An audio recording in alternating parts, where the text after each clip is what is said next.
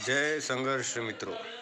मैं मोहसिन कुरैशी, महाराष्ट्र मीडिया प्रमुख, जय संघर्ष वाहन चालक सामाजिक संस्था प्रणीत संगठन ऑल इंडिया। मैं आपको बताना चाहता हूँ जो 2022 का जो अधिवेशन है 20 दिसंबर का, उसमें क्यों जाना चाहिए और किसके साथ में जाना चाहिए, यानी किसके पीछे जाना चाहिए। तो मैं बताना चाहता हूँ, अपने को जाना चाहिए तो सिर्फ संजय सर हारनोर के साथ में ही जाना है, उनके नेतृत्व में ही जाना है। अब मैं ऐसा क्यों बोल रहा हूँ? मैं इसलिए ऐसा बोल रहा हूँ कि आपको याद होगा कुछ साल पहले कोरोना में सीमाबंदी हुई थी।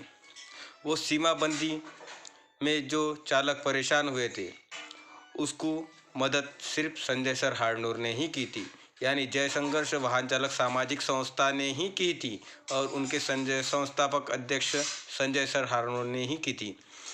और मैं बताना चाहता हूँ, जिला बंदी जो उठाई गई उसमें सबसे ज़्यादा प्रयास यानी प्रयत्न जिसने भी किया वो सिर्फ संजय सर हारनोर के नेतृत्व में ही संस्था पदाधिकारियों ने ही किया है। और जो जिला बंदी उठाई गई थी वो संस्था के निवेदन देने के वजह से ही उठाई गई थी। और उसके बाद में मैं बताना चाहता हूँ कि जो आयुष्मान योजना है वो हर राज्य में होती है। सरकार से चलाई गई एक योजना है आयुष्मान योजना। वो योजना में जो चालकों का समावेश हुआ है, वो चालकों का समावेश सिर्फ संजय सर हारनोर के ही वजह से हुआ है। उन्होंने जो मार्गदर्शन किया और मार्गदर्शन पे जो हम जैसे पदाधिकारी निवेदन वगैरह दिए हैं, उसी कारण वो आयुष्मान योजना में चालक का समावेश हुआ है। अब आयुष्मान योजना क्या है? आयुष्मान योजना ये सरकार से बनाई गई एक योजना है, जिस योजना में जो कोई व्यक्ति मरता है तो सरकार की तरफ से मानधन दिया जाता है।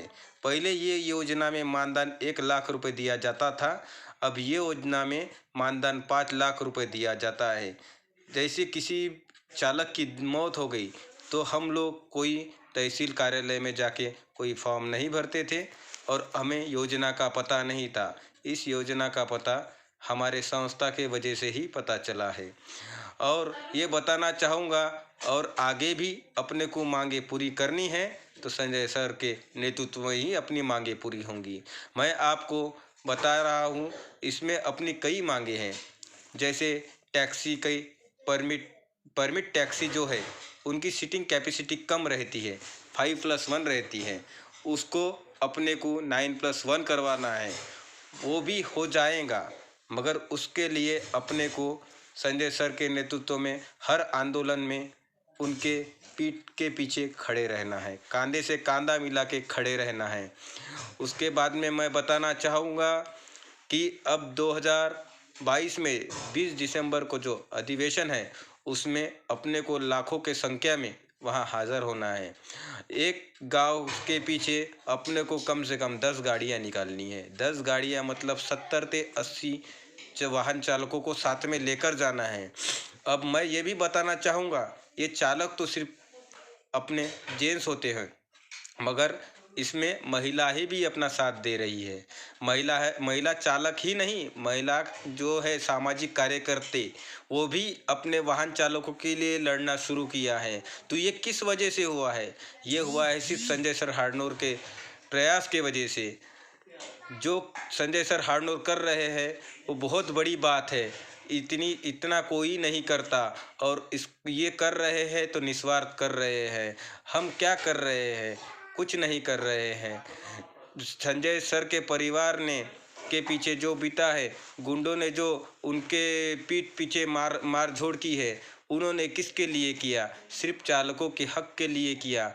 शायद मेरा मानना है उनके पास एक 4 चक्की कोई भी गाड़ी नहीं, कोई भी वाहन नहीं, फिर भी वो लड़ रहे हैं, चालकों के हित के लिए लड़ रहे हैं। तो मैं चालकों से यही कहना चाहूँगा, ऊट चाल का जागा हो, संघर्ष चा धागा हो।